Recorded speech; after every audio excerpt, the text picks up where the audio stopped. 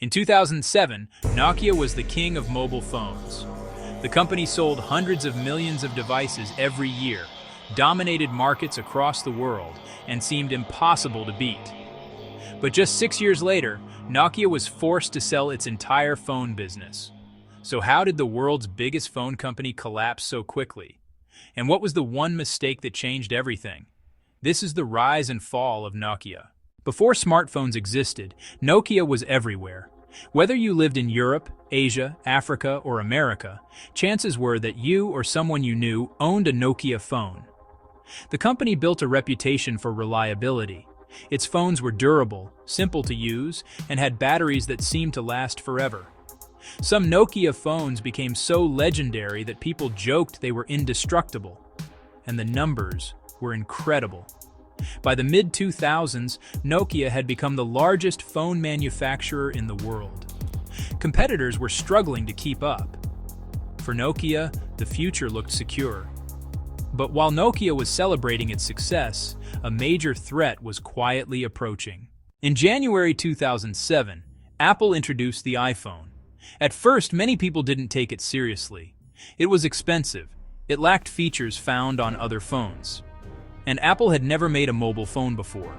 Even inside Nokia, executives believed their position was safe. After all, they had years of experience and millions of loyal customers. But they missed something important. The iPhone wasn't just another phone. It represented a completely different vision of the future. Instead of focusing on buttons and hardware, Apple focused on software and user experience.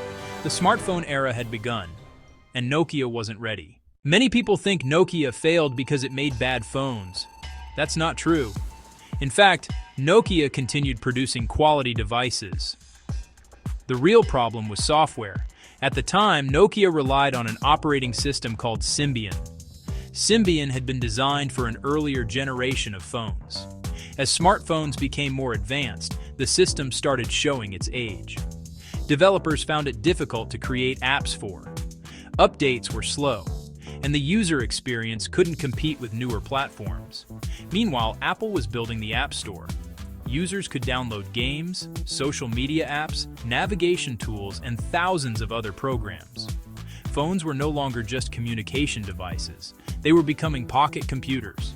Instead of quickly moving to a modern platform, Nokia spent years trying to improve Symbian. And every year they waited, competitors moved further ahead. While Nokia struggled, another competitor saw the opportunity. Google launched Android. Unlike Apple's software, Android could be used by many manufacturers. One company took advantage of this better than anyone else: Samsung. Samsung rapidly released powerful Android smartphones packed with features. Customers loved them, developers supported them, and Android's app ecosystem grew larger every year. Soon, consumers had a choice between Apple's iPhone and Android devices from Samsung and other manufacturers. Nokia was being squeezed from both sides.